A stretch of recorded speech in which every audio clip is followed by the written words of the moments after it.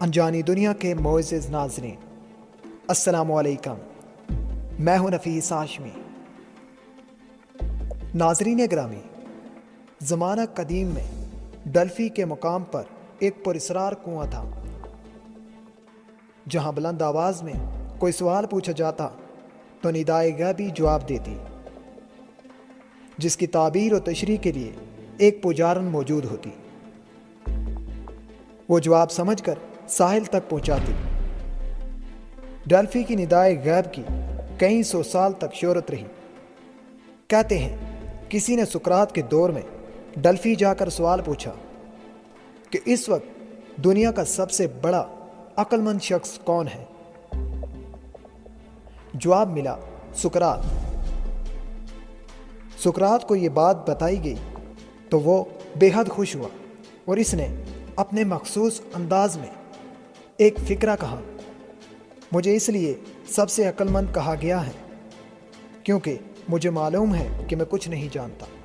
سکندر اعظم نے یونان سے رخصت ہونے سے قبل ڈلفی سے جا کر مشورہ کیا۔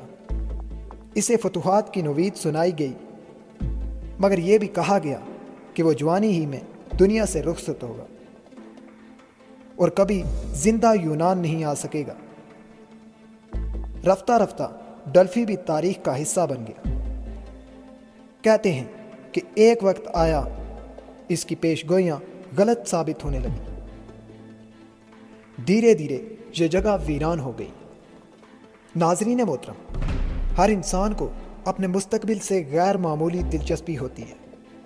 وہ جاننا چاہتا ہے کہ مقدر کے نظر نہ آنے والے پردوں سے کیا نمودار ہوگا، آنے والے دنوں کی تباہکاری سے کس طرح بچا جا سکتا ہے، اور حال کی ظفر مندی کامیابی کا سفر کیسے طویل کیا جائے۔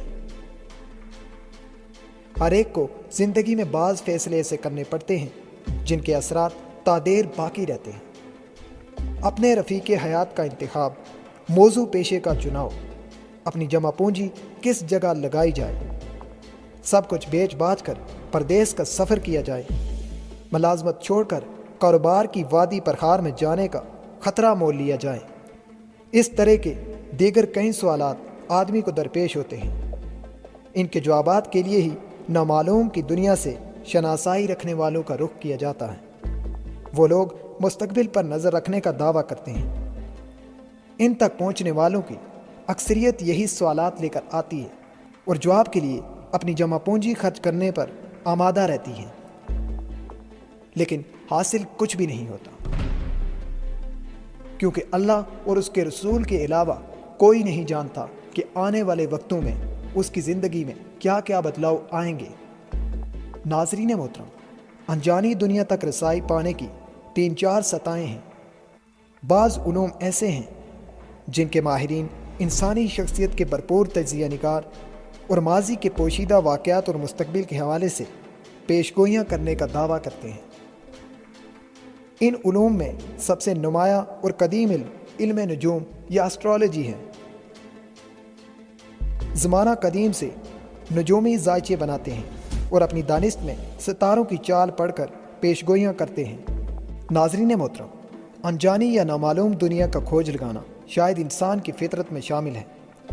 جو چیزیں نظر آتی ہیں، جن کا تجزیہ کرنا، حقیقت تک پہنچنا ممکن ہے، وہ تو اس کی توجہ کا مرکز ہمیشہ سے بنی رہی، اور سائنسدان بھی صدیوں سے ایسے تجربات کے ذریعے ان کی حقیقت پر مہر تصدیق لگاتے رہے۔ سائنس کا تو سادہ سا اصول ہے، جو چیز متواتر تجربات سے ثابت ہو سکتی ہے، جسے ناپا اور جانچا جا سکتا ہے، اس کے لیے وہ مختلف اصول واضح کر لیتی ہے۔ ناظرین محترم، غیب کے علم کا دعویٰ کرنے والے یہ جھوٹے عامل انسان کو بیوقوف بنا کر نہ صرف اس کی جمع پونجی پر ہاتھ ڈالتے ہیں بلکہ اسے ایمان سے بھی خارج کر دیتے ہیں۔ بحیثیت مسلمان ہمارا یہ فریضہ ہے کہ ہم ایسے ہتھ کنڈوں سے بچ کر رہیں۔ انجانی دنیا کے بارے میں ہم یقین سے کچھ کہہ نہیں سکتے۔ یہی اس دنیا کی کشش اور یہی اس کا خطرناک پہلو ہے۔ ویڈیو پسند آنے کی صورت میں اسے دوستوں کے ساتھ شیئر کیجیے اور اپنی قیمتی آراء سے ہمیں ضرور آگاہ کیجیے۔